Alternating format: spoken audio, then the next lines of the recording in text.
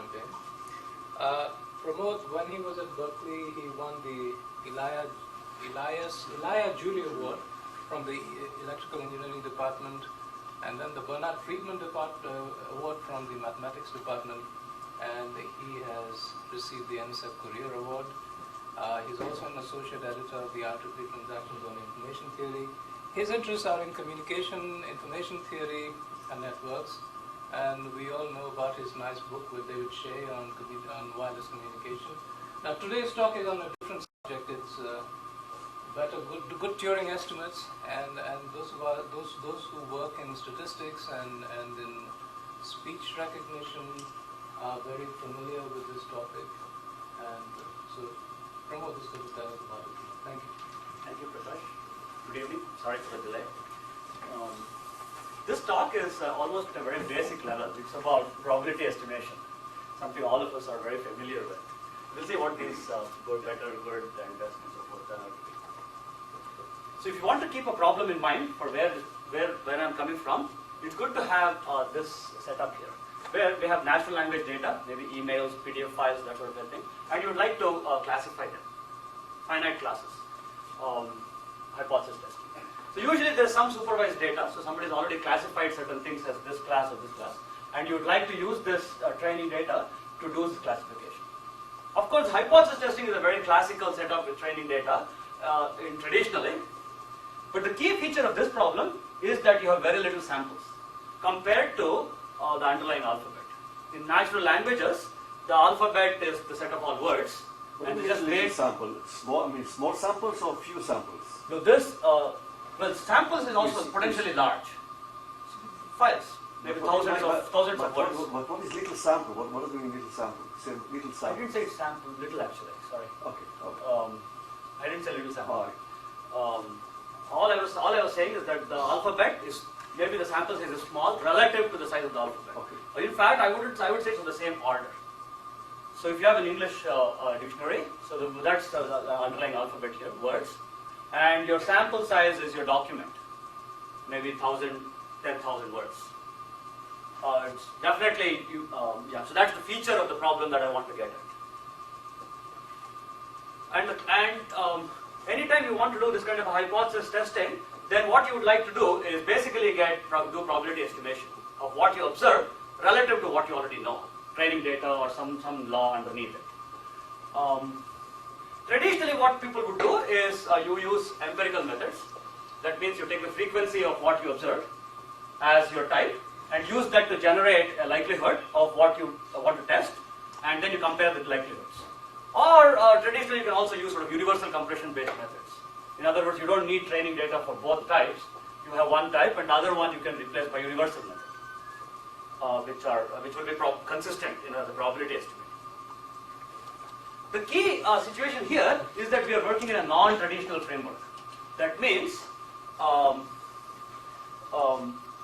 traditionally, I would say what I mean by traditional. Traditional, this is what I meant. Alphabet size is fixed, let's say binary, and sample size is large. And that's when these are the estimates that you typically use. In our setup, sample size potentially is large, thousands, but the alphabet is also very large. And I'm looking at essentially this kind of an ordering, same order. And I would like to again visit classical probability estimation questions in this non-traditional framework. So observation to me, so there's also memory. I mean, if I think of natural languages, of course, words are not independent, there's memory. So people usually take things like bigrams, trigrams, they take pairs and triples of words to try to get the memory out.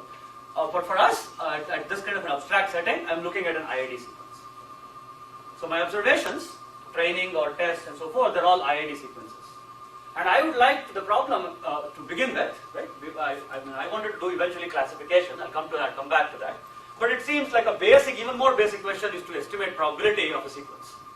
You observe something, what is the chance that it is what it is, I guess. And I would like to estimate the probability. And in the kind of applications I'm thinking, there's no a priori, there's no prior. I don't know of any underlying distribution from which they're coming from. If you think of traditional ML estimation, that means the empirical based methods, they're widely off the mark. In the sense, why? Well, empirical frequencies are bad for two kinds of things. One, many things are unseen. So you try to say, based on what you observe, you put probabilities to the words, then the next word will be new, so then you are stuck. There are many things that are unseen. You'll always keep seeing new things. Second, even those that you have seen are infrequent. It's not like the word that appeared twice is twice as likely as the word that appeared once. They just appear once and twice. So you can't really use empirical frequencies at all in this kind of a thing. It's widely off the mark. Okay, so that's how I started out with, I guess, here. I said there are sort of two very classical methods. There are type-based methods, and there are universal compression methods. So once type-based methods, if they're off the mark, then maybe we should turn to universal methods for sucker. Maybe they'll help us. After all, they're very closely related problems, and maybe we should try that. If we do that, unfortunately, information theory is negative. What it says is that universal compression of sequences in this regime is basically not possible. This is a fairly old result, and sort of revisited recently also in different ordering. But basically it says that if the extra penalty you pay in compression, which is usually called redundancy in that language, does not go to zero per symbol. Which means that universal compression is just not efficient in this regime, in this large alphabet regime. So this doesn't augur very well, a priori at least, for universal probability estimation.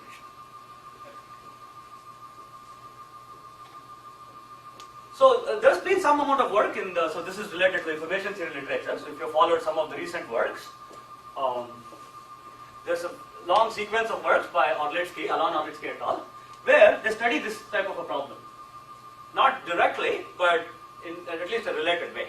And their approach is to say that if it's that hard to universally compress sequences, it's just theoretically not possible, then maybe we shouldn't have been looking at it at all.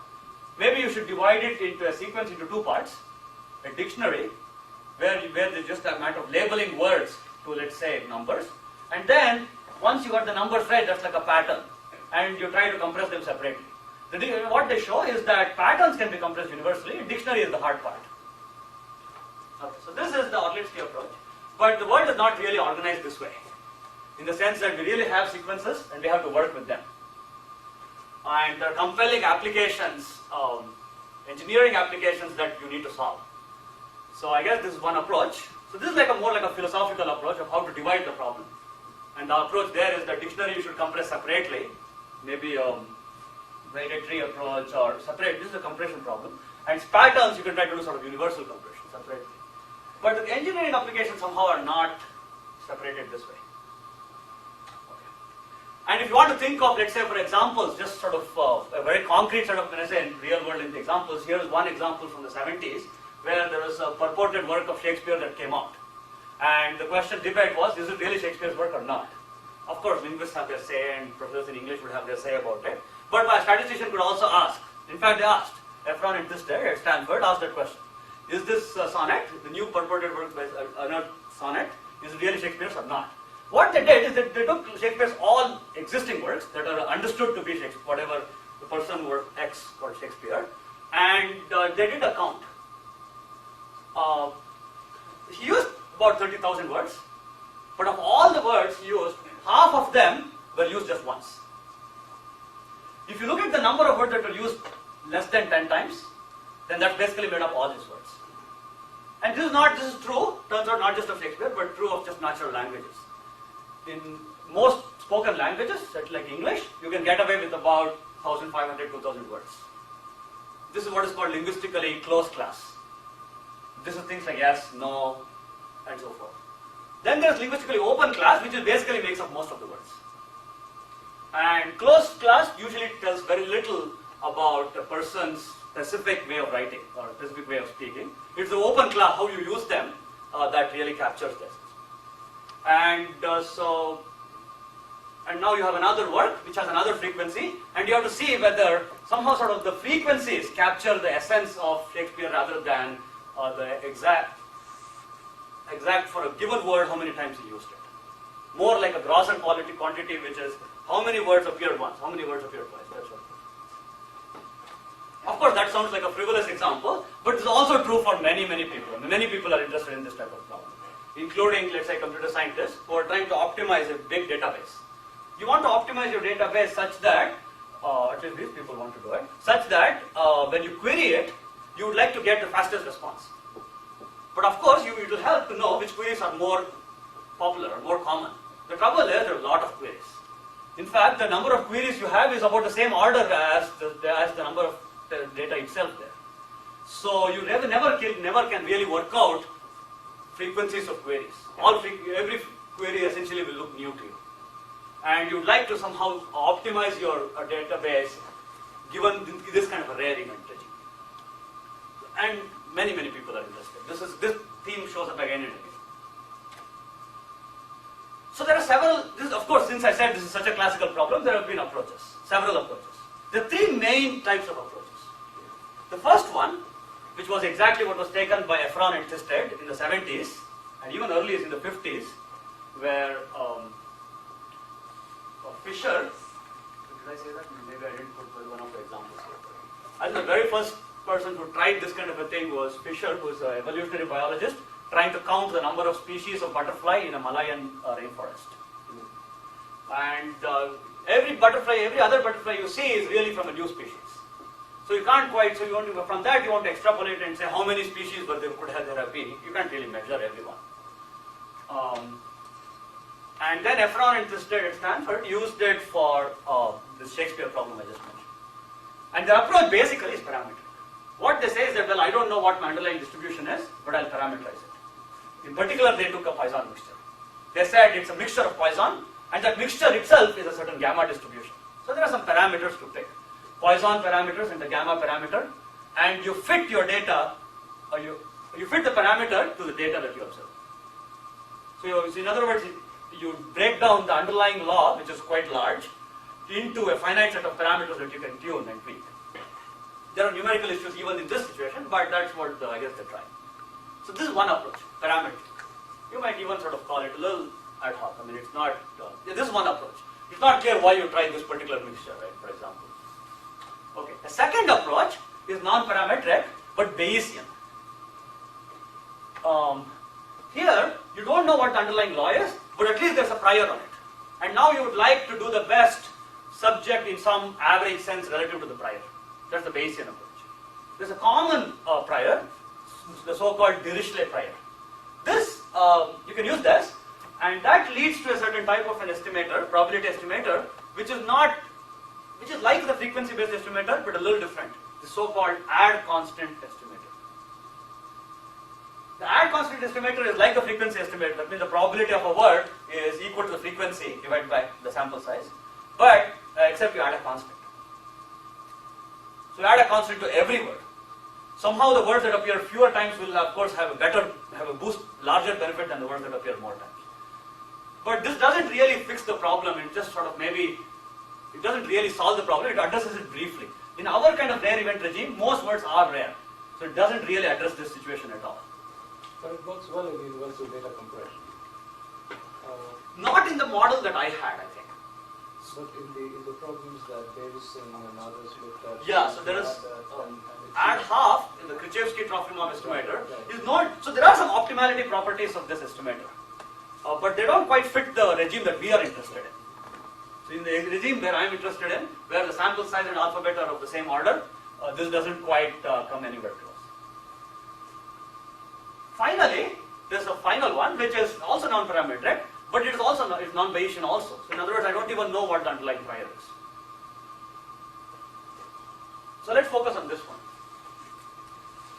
There are several versions of these kinds of non-parametric, non-Bayesian, but the most common one, or the most popular one, is the one that's attributed to Turing in a paper that I.J. Good wrote in 1953. The idea is quite a radical departure from the empirical distribution type estimators and even parametric estimators. It's quite a radically different type of estimator. And it accounts for the fact that many elements are unseen.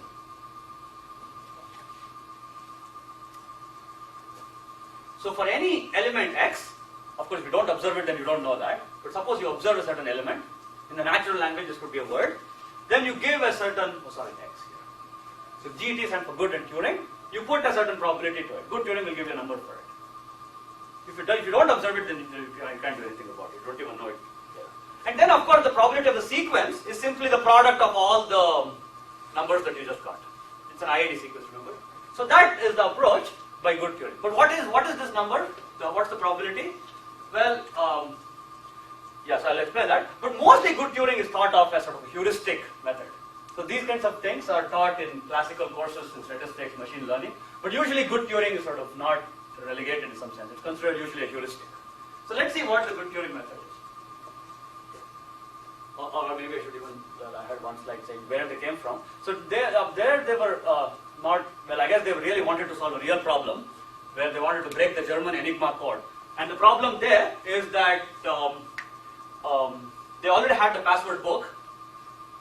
The Germans being Germans, they're very organized, so you can't pick any password, you have to pick a password from a book. And that book, the English had gotten from one of the sunk submarines. So they already had it. Except that it has many pages and many passwords within a page. And now every morning they change the password according to a certain random key, but you don't know that random key. And every U-boat commander will change the password. But after some time, maybe by the middle of the day, by the time they had an Enigma machine too in the submarine, so they just have to feed the key. So you try various approaches and the linguistics of the German language, and by the middle of the day, they know what the password was, or the equivalently, and hence what the page number from which the password was chosen. But then the point, I guess, was that it's already too late in the day. So you want to know the password even before just about the time they begin transmitting, before to avoid. I guess you want to decode it as fast as possible. And the situation is similar. The samples that you have are like 10-20 pages, but the book itself has some 50 pages. So it's on the same order, and you want to guess what the probability of the next page is, which page from the password would come from. So at least you narrow down your passwords to that page. And that's the context in which this remarkable estimator was proposed. To tell you what this estimator is, I probably have, this is probably the only notation I need in this talk. So you have to bear with me. So this is the time I'll go slowly. The sample size is n. That's the number of observations I make. Phi k is the spectrum. Phi 1 is the number of elements that appeared once. Phi 2 is the number of elements that appeared twice, and so forth. Okay, let's do a quick check here. What is summation phi k? Phi 1 plus phi 2 plus phi 3 plus phi 4. That must be the total. It's not n. That's n is the total sample size. This number is less than n, but it's a number that tells you how many elements have been seen. If I go back to the Shakespeare example, phi 1 is 14,500. Phi 2 is 4.3k, and so forth. Summation phi k is up here, 31,534. Okay, so that's this notation. And of course, if I scale the spectrum, k phi k, and sum them up, that should be the sample size. Okay, so this is just for our sanity check, so we know what we're talking about. So the good Turing estimator works this way. It does it in two steps. First, it puts together all the words, all the elements that appear equal number of times into one bag. So you have bag number 1, which is all the words that appeared once. Bag number 2, all the elements that appeared just twice. Bag number 3 is the words that appeared thrice, and so forth. And then there's a bag which is of all elements that you never even saw. And of course, you can't teach inside that bag because you didn't see it. So look at all the elements that appeared k times, and there are exactly phi k of them. The good Turing estimator does, you have to estimate, a good Turing estimator will eventually put a probability on each word. And it will do in two steps. First, you put a probability on the bag. And then, within the bag, you divide. Okay? So first you put the total probability of a certain bag. Let's say bag number k. And that probability is the number of elements in the next bag times, of course, however the multiplicity in which they appeared. All relative to the sample size. So this is true even for k equal to 0, the bag that did not appear. The bag of elements that you never even saw. So good Turing estimator will put a probability even on that. It will tell you that the probability of a next element being new is the number of elements that appeared once divided by n, so far. And the probability that the next element is a singleton is 2 times the number of doubletons divided by n, and so forth. So you go one next, one ahead. How about within a bag? Well, what do you do? I mean, if all words that appear once, what can you say about them? Right? They all look equally likely. So good Turing says, well, it does the same thing. It just says, well, divide it uniformly. In particular, the kth bag has phi k, so you can divide by phi k. But of course, this doesn't work for k equal to 0 because you don't even know how many elements there were in that bag. Right? This will work, at least the second part, the first part will work for any k, including bag number 0, any bag k. But the second part will only work for what you see. So you just divide by what you saw, the number that you saw. So this is a good Turing estimate. And of course, to calculate the probability of a sequence, we don't need to worry about unseen, right? Because the probability of the sequence depends on what you saw. So we don't need to worry about things that were not seen. I mean, you need to worry about it in the sense that this has to be normalized correctly. So you have to attribute the unseen element, take it out correctly. But the probability of the sequence itself depends only on the words that you saw. Okay. So good Turing estimator was around for a while. So 1953, after the war was declassified, after this work was declassified, and Turing himself had, circumstances were very pretty after the war. So I think he passed away. That was scary. So it depends on how one looks at it. It wasn't a very pretty life for him, I think. And this.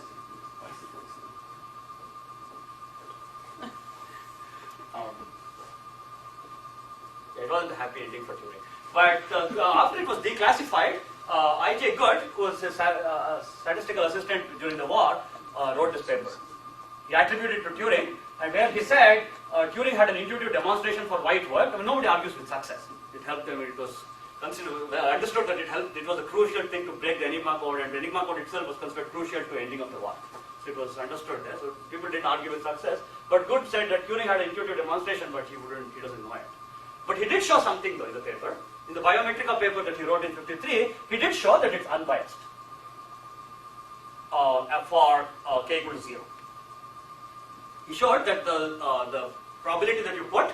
So let me say what I mean by that. What do I mean by it's unbiased? Well, what I mean is that first of all, what you observe is random. Hence, the probability you assign on the words is also random. It depends on the sequence that you saw. So if you average the probability that you put relative to what the underlying distribution was, versus what the underlying distribution itself would have given, which is also random, the average values are the same. The true average value and the average of what the good Turing would give. That's unbiased. Okay, so Good himself showed it for k equal to 0, but later works showed it for general k. Well, unbiased is okay, but then that's all right, that's a start, but there could be several unbiased estimators. And much of the sort of statistical work in the statistics area is to do better than that. They try to do some confidence interval. There are usually two types of work. One is to do some kind of concentration inequalities centered around the mean, and the other is sort of central limit theorem spreading around the mean. Nobody's shown any theorem that said that, for example, it's the minimum variance unbiased estimator or anything like that. These are sort of just bounds and inequalities that tell you the performance. That's sort of the work. And definitely there is no, and there's more recently, Orlitsky I was mentioning, they try to use the good Turing to compress patterns, and they show a certain property of a good Turing relative to that, and they try to sort of show how to improve it relative to patterns. Not with respect to, question. All these works are under the assumption that the true distribution is ID, right? Yes. Indeed. Okay, so that is a thing that Stan wrote this lecture, yes. And all these works are also assuming that. And nothing is known beyond that? I haven't seen any work based on the memory, no. If the memory is also unknown, no, I don't know actually anything about it. Okay, that adds another dimension to this problem, that's right. So, as it is, alphabet is a problem. So if your memory is also random, we don't know. That's right. I don't know, maybe it's some study, but... and there's definitely no result on the good Turing estimator yet, I believe, on the sequence estimator. So if you look at the sequence that you saw, and you want to put the probability of that, not of a pattern or unbiased nature, then see all these unbiased examples that I put up here are with respect to as a probability estimator, probability of the word itself. Keep in mind, of course, if I can get a good probability of the word itself, I can use it to calculate the probability of a sequence. But all I really want is just this, not this one. This will be a recurring theme in this talk, so I'll come back to that. And so if you have, a strong result here, you can use it as a strong result here, but there's no direct result on this kind of work. Okay, so here's our main theme for how to go back. The kind of contributions we make in this. First, we also study a non-parametric model. I would like to stick to this non-parametric model, non-Bayesian non-parametric model.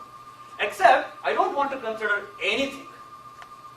I don't want to look at a universal sort of situation where the worst case, which is really a worst case thing. Instead, I would, so this is the non-parametric model, but we would like to take what I call a scaling model. So in other words, I don't allow any law to happen, but I'll have a certain restriction. I'll tell you what it is. It's not so restrictive as to say it's a parametric thing, so that's why I still call it non-parametric.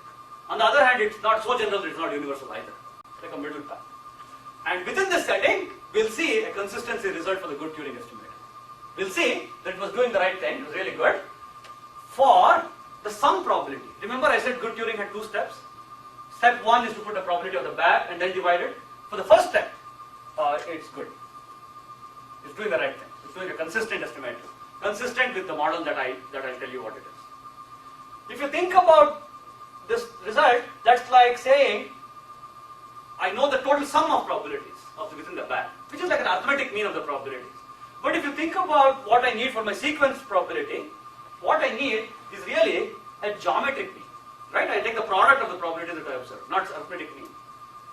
And indeed, we'll say the good Turing can be better. Once I have a scaling model under which I understand, I get a feel for why good Turing is sort of working out, why it's good, then for a situation of our interest, we'll better it. And that will be consistent under the model I'm talking about. This will be the theme of the work. And finally, of course, remember all of this probability estimation is a stepping stone towards eventually hypothesis testing. Because earlier, that's the kind of classification problems are what I would really like to get at. Okay, that's the theme of the work. And that's what we'll focus on. Okay, so this is a key slide in this, and so this is let's see if you can buy this. Sample size is n. What I would like to do is, and sample size is growing. But I would like my alphabet space also to keep up with it. So in the original problem, sample size is fixed n. It's whatever it is, 10,000, 1,000, 10,000, number of words. English language is also fixed. Nothing is going to infinity anywhere. But if you naively fix the English language and let n become arbitrarily large, the sample size, then first of all, it will look like the ML estimates. In other words, it will look like a traditional method because after all, English alphabet is large, but it's still at least finite. If you take n arbitrarily large, then eventually it will look like finite. That's A. B, so it's not sort of interesting to do that way. B, it's not even relevant in the sense it won't model the situation of interest because all data, the documents that you have are not as big anyway.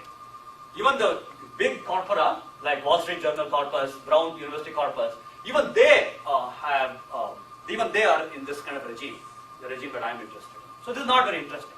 What I would like to do, on the other hand, if you have sample size finite, you can't do anything either. It's too small. I would like to let my sample size grow, but I would like to make the problem also get harder along the way. I would like to let the underlying law, even the underlying alphabets itself, grow with them. So in other words, I'm interested in a sequence of probability spaces. One, depending on the sample space, depending on the sample size, sorry. And this is my key model assumption, that the probability of a certain element, like say omega, is like 1 over n. What does this mean? If a certain element has probability like 1 over n, and you take an IID sequence from that, IID sequence with that kind of a law of length n, what's the chance that omega does not appear at all? The chance that omega does not appear at all is 1 in any first time is 1 minus 1 over n, but the chance it doesn't appear at all in any of the n trials is to the raised to the n. But that will look like 1 over e, right? What's the chance it appears just once? That's also a finite number. The chance it appears twice is also a finite number. So this modeling is precisely saying that there is a non-zero or a non-trivial probability for appearing 0 times, once, twice, thrice, 4 times, that sort of thing. And this is typical of the model that we see. That means for a given word in a document, there's a good chance it doesn't appear. When I say good, I mean neither 1 nor 0, somewhere in between. There's also a good chance it appears just once, twice. I basically want to rule out very rare words that have probability like 1 over n squared, which has almost probability 1 of never appearing in any size length n, or very frequent events, which will appear very frequently, more than like infinite number of times, infinitely often in a size length n large enough n. So I want to avoid very frequent events, which can be captured, by the way, by ML methods. So that's what I said by linguistically closed class. These are words that appear a lot of times, and this can be captured by traditional ML methods. If words are so rare that I don't want to capture it, then I'm just throwing it away too.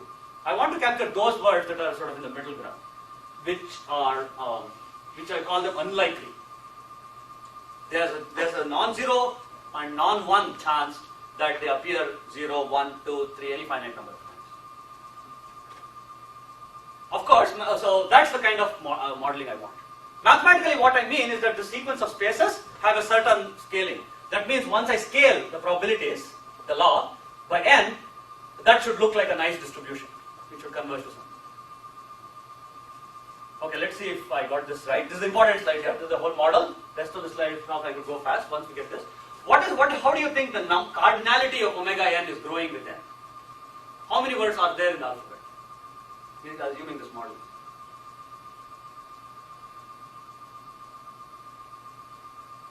Finite, n squared, or order n? Finite, I think. Well, if it is finite, then the probability cannot be like 1 over n, right? Because, so if that is true, then the total probabilities don't even sum to 1. What is it that you denote by omega exactly? This is the alphabet, underlying alphabets. Yes, and the omega is not the sample. That is the sample space too. So here, my sample space is the underlying alphabet. That's where I'm drawing from. So I'm using, of course, we could have used another sample space and another alphabet, but I just use the same thing for both. There's no loss here. These are discrete spaces. So you have like an alphabet which grows all the time? Which grows all the time too. But I observe more and more out of it too. So I'm observing more and more, but at the same time, I would like to make the problem harder, probability estimation problem harder, so I'm trying to keep up with it. By this kind of a model, basically the number of new elements is growing linearly with the sample size. For example, if they're all 1 over n, then the alphabet size is exactly n2. In general, if it's a constant over n, this will also be some constant times n. So the alphabet size is growing linearly with n. This is what I meant by, when I first started out the very first slide, I said the sample size and the alphabet size are of the same order. This is the kind of mathematical way to put that kind of statement. So the last statement is an assumption, yes? The last statement is an Oh, assumption. this whole thing is an assumption. Okay. This was a formulation.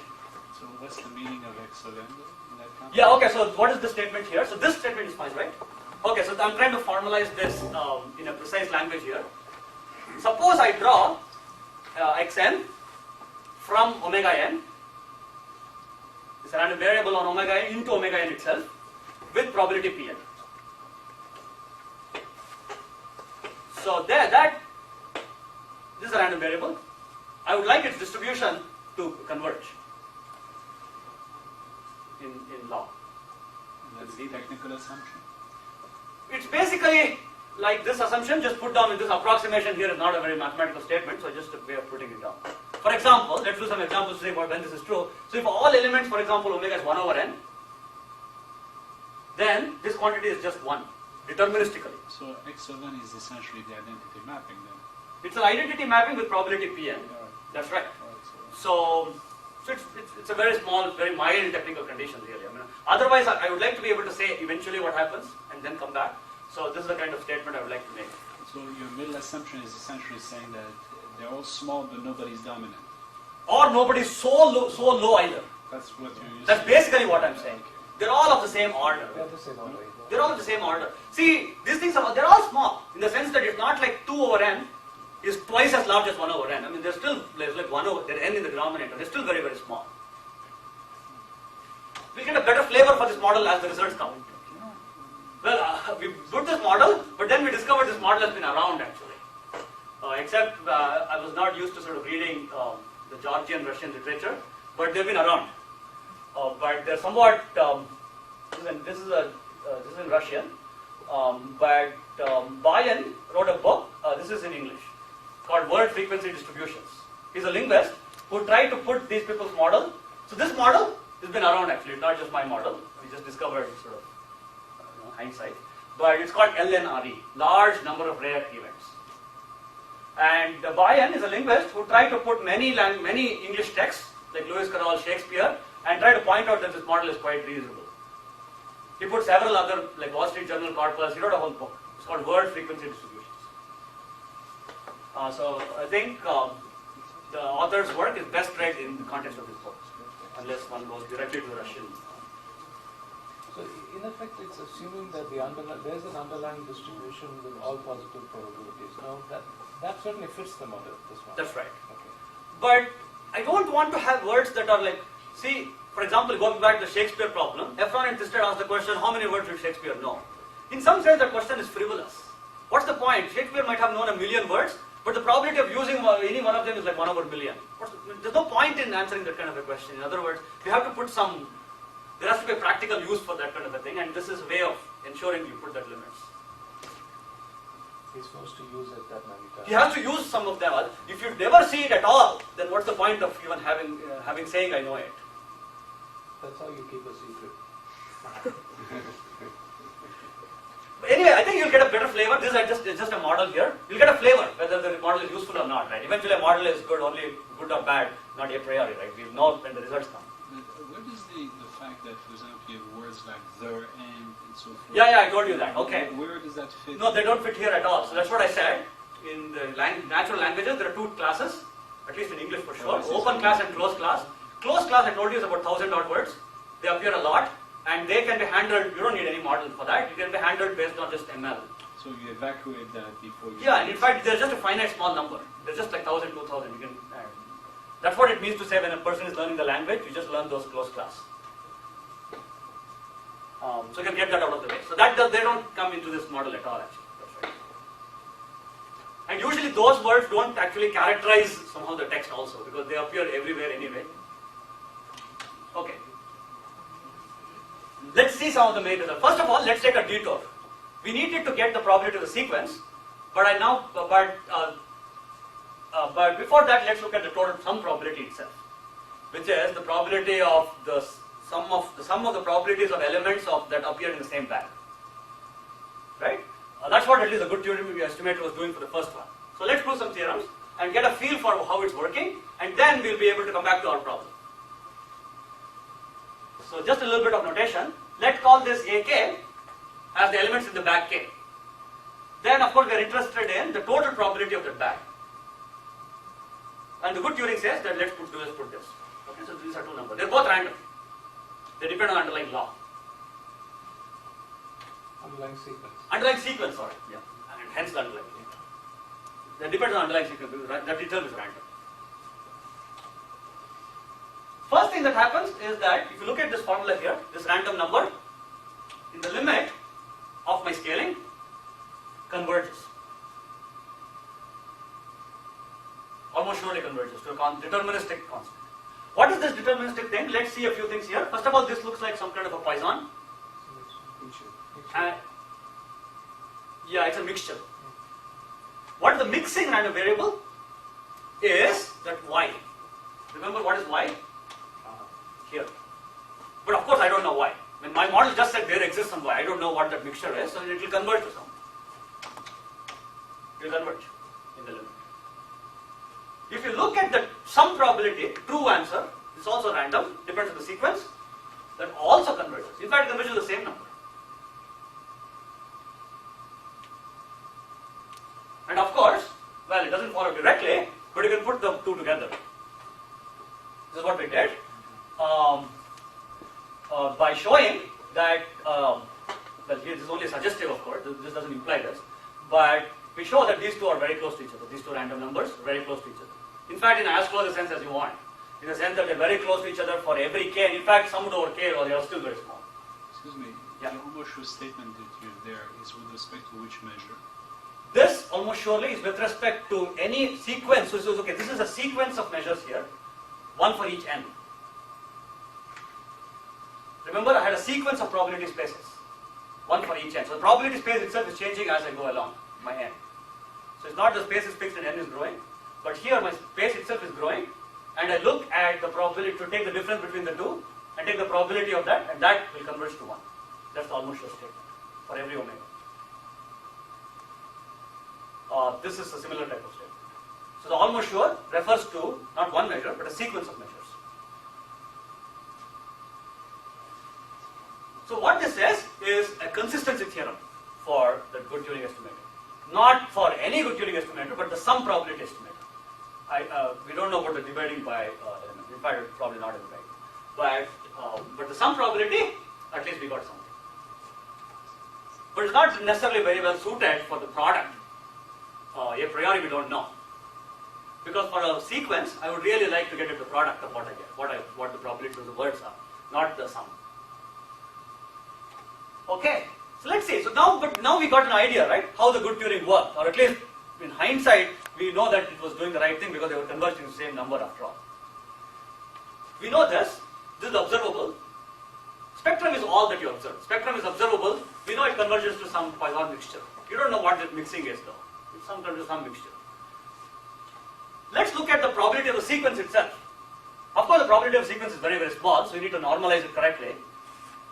I mean, probability is going to 0, of course. I mean, each element is like 1 over n. Your question? Before we go any further, so you have a family of probability spaces. Sure. Right? For each n, there's a sample space, a sigma field, and a probability measure. That's right. So in fact, we can go right back to this. Right? And is there some consistency condition? No. No. So that is The only consistency condition I need is here. This one. This is just a very weak type of. No, I think he's saying from Pn plus 1 you get Pn. No, this No. is just a sequence of measures. This is just some arbitrary Then sequence. when you have what you have at the bottom there, This one. This is the only one I need. that's in distribution. This is just in distribution. That's right. So they can be very arbitrary. That I have no problem, but how do you have almost sure convergence? Yeah. So that's why I said there's some work. I think we have to do some But work. so are you embedding all of this into kind of a super probability? Sure. Is that what you're doing? This is all discrete after all. So of course you can embed them. Okay. This is all discrete. See, keep in mind they're all finite. Yeah. For any n they're finite. So of course you can embed them. That will be eventually So what that's happens. what you end up Sure. doing. That's the almost sure that you refer That's to. almost sure. Yeah. But it's true for with respect to every discrete term. So that. But these are just discrete. So there's no technical issues here. Yeah.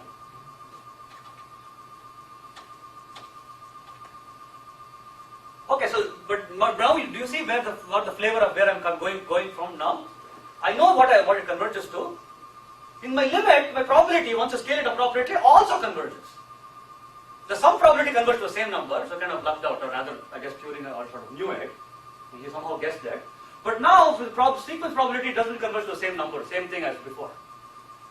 But, and this you observe, the left hand side you observe here, and right hand side is what you want. So this left hand side is what you want here, but this one you observe.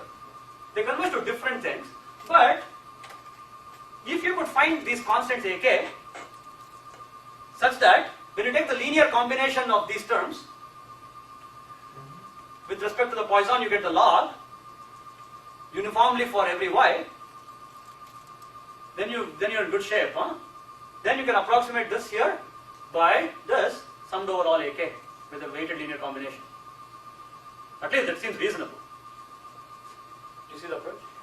I missed one thing. So inside each of the sets AK, I can't remember Yeah, that's fine. it was a uniform distribution. We don't know. We don't know. Okay. We don't know in fact. Because that depends on the law. In fact, probably not. Okay. So you're not using that. No, we know where actually. So you're just using the probability, the Turing probability. There's nothing inside the graph. No, this convergence has nothing to do with Turing probability either. Yeah. This, of course, this was what good Turing was doing, but this convergence is just Sure. Of course. depends on the scaling. Yeah. And the x1 up to xn Yeah. that you have there, are these the xn that you had before? Here, Yes. these are IID sequences. This is the same thing. They're done IID. That's all.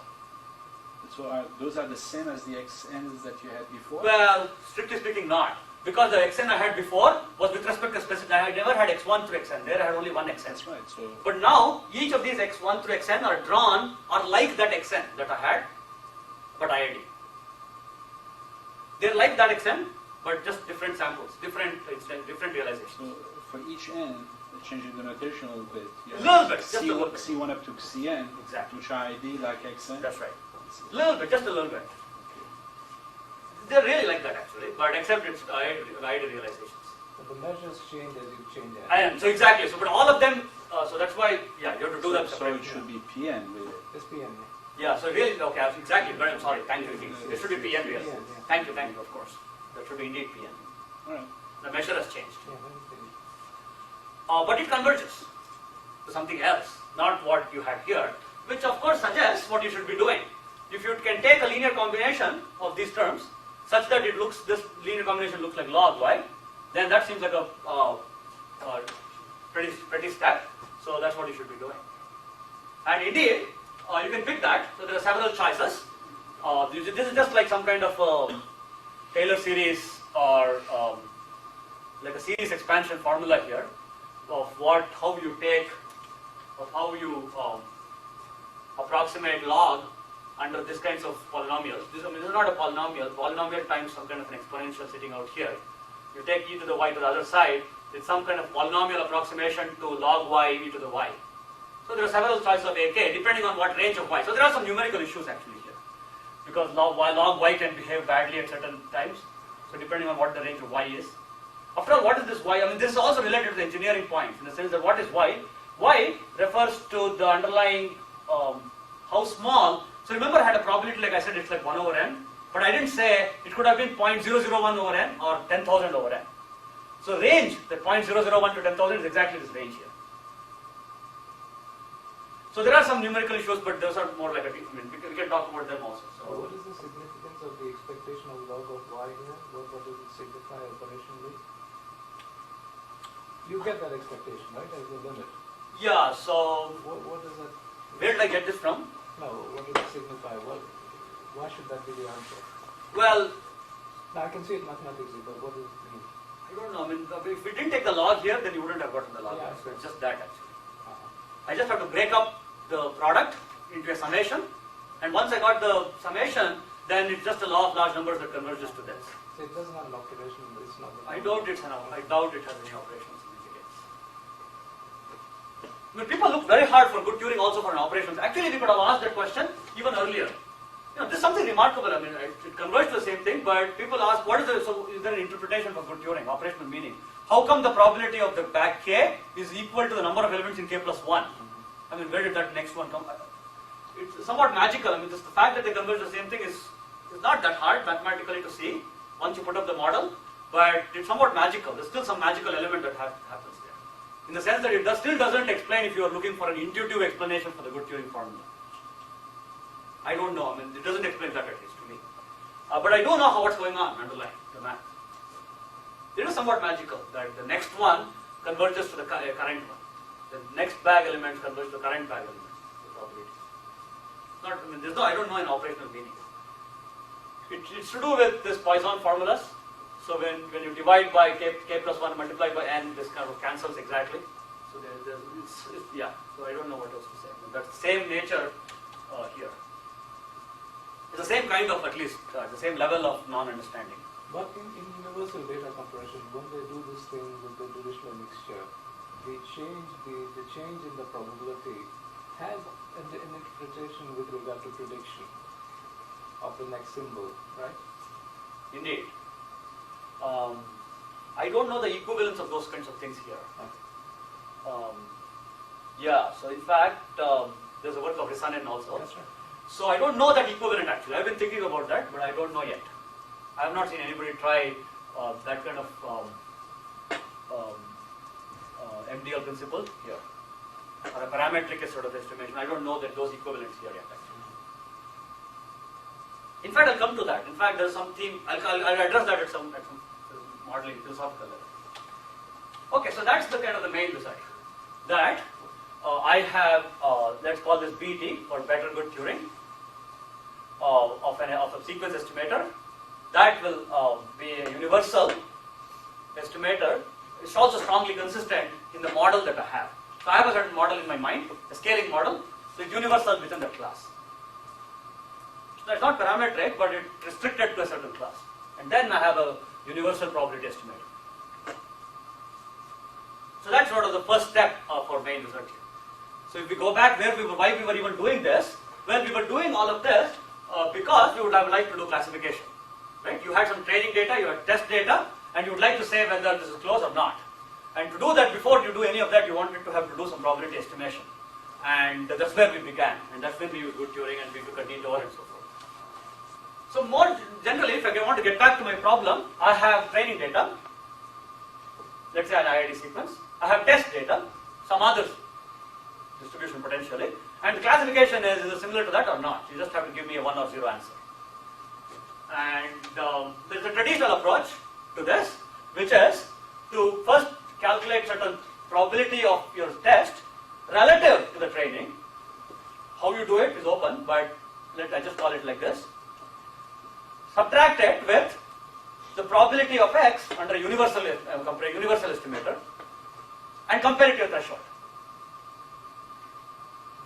Okay, so this is like the likelihood ratio test, slightly generalized, because here I have a training data instead of the law itself. If I knew the law, for example, instead of T1 I knew exactly the law, then this is what you put here. This T1 Tn is exactly that law itself, and this will give you the Stein's lemma, and this is related to all of them. This will achieve the Stein's lemma exponent. So this is all classical, very well known. Well, we just argued how to replace the universal probability estimator by better Turing, the better good Turing. That's what our discussion is. But what is this one though? How does one replace this? In other words, now I have two sequences. One training, somebody supervised, a human supervised, other is test, and I would like to take sort of cross frequency and calculate this probability. But by now, again, of course, empirical methods won't work in the sense that you try to calculate this to be the type of the distribution given by empirical methods, then it will be hopeless because X will be new distribution, you will get 0 or something. Because surely there will be new words in test that didn't appear in training. Right? So empirical methods will surely not work. You need something else. Well, but by now we are quite advanced here, right? So we know what kind of approach that I would propose. That is, again, I would like to take a certain scaling law, but this time now, both the underlying distributions are also scaling. And what I need is some kind of a joint scale. Okay, so by now I think I've run out of, maybe I can skip through this. But the idea is similar. So I can do some kind of a better good Turing, consistent method, based on the training and the test. And the theorem would say that this would be a universally strongly consistent estimator of the probability of X relative to whatever the underlying law of was T. I don't know what the law is, but whatever it was, it will converge to that. In a strong sense, that's what the strong was, that the L1 measure was going to 0 almost surely. Okay, so this is only one type of estimator. Another estimator is by Ziv, where he proposed slightly different one, which is entropy based, where he said we'll use the universal estimator of X, universal estimator of the training, but use the type of the concatenated of training and X. He claimed that this would get you actually the Stein's lemma exponent directly, but I'm not so sure about that claim. But definitely it's probably better than the earlier version that we saw, where instead of just taking the type of T, the training, and using that to calculate the likelihood of X, probably better than that. And now if I would want to replicate it, we know what we would try. The universal estimator, we can put the better Turing estimator, I just had it up there. How about the entropy though? So now we have a new problem, I guess. This is also actually an old problem, people studied this. If you have a sequence, how do you calculate them? People try this actually after Shannon. What's the entropy of English language? What's the entropy of Bible? So all kinds of questions like that. And it's very hard to answer those things because there's no underlying law, you don't know, and the alphabet is also very large. It's not even clear what to talk about. No problem with the units there because the U's and the U's are probabilities, right? No, okay. So this U here is, exactly. Okay. So the language here is that this is not directly a probability. Okay. This is 2 to the minus the probability. Fine, that's fine. So 1 over 2 to the, so that way I get 2 to the minus the probability will be the length. Typically this meant use the length of the universal compression method. My notation was that. So again we can try a novel estimator based on my scaling law for the entropy. Because in my limit, the entropy will converge to something. I know what I observe, so I can do a Taylor series polynomial approximation to what I observed, so I have a new estimator for the entropy.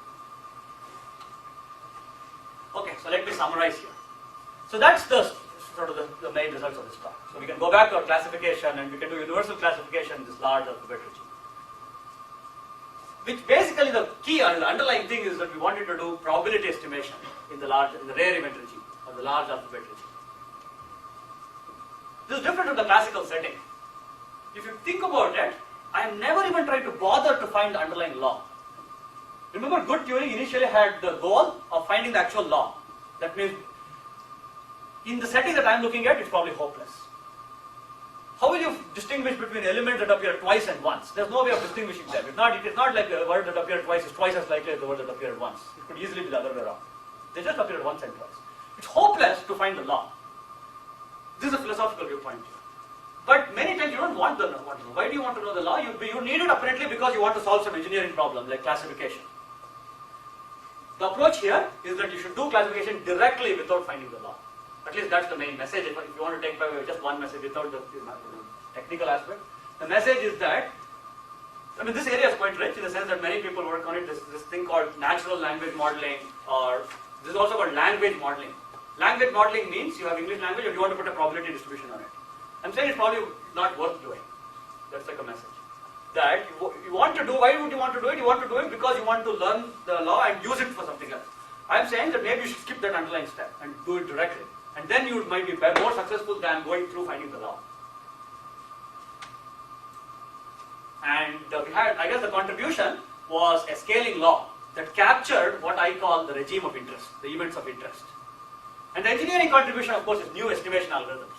So we also had, of course, some classical algorithm, a proof of it in a certain sense, consistency result, the first type of consistency result. But we also got new estimation algorithms, the better good Turing, the entropy estimator, and so forth. So we have new algorithms for old questions. And the philosophy really is what I just said, which is that I want to do non-parametric. I don't want to be specific to Poisson mixture or gamma or something. But on the other hand, I don't want to do worst case either, especially when the negatives are there. I mean, I'm not averse to doing worst case. The results are positive. But in this case, the results were negative. So it's good to do somewhere, I guess, somewhere in between. That's sort of the philosophical. Thank you very much.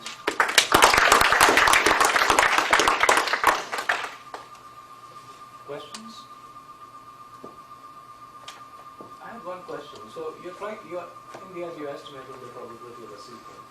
The IID assumption is used, as I could see it, in doing the convergence proofs. Or was it used in a more significant way? No, IID is used in a very significant way. It's not just, that was the question asked earlier. No, it's very important. IID is very important. So I was just going to ask, if you go to Markov, for instance, you might be able to one way that I would try to do is to maybe just block them up together, symbols, and just have a meta symbol, and then maybe have blocks of them. Yes, and which are ideal. Hopefully, yeah. So a Markov already creates problems. It does create problems actually, and I don't even know the order of that and so on. Okay.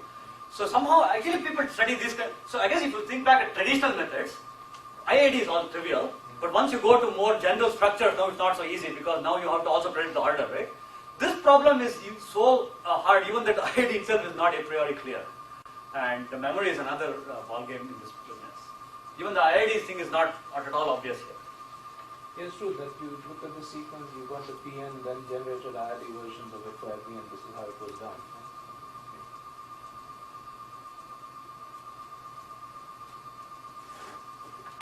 Any other questions?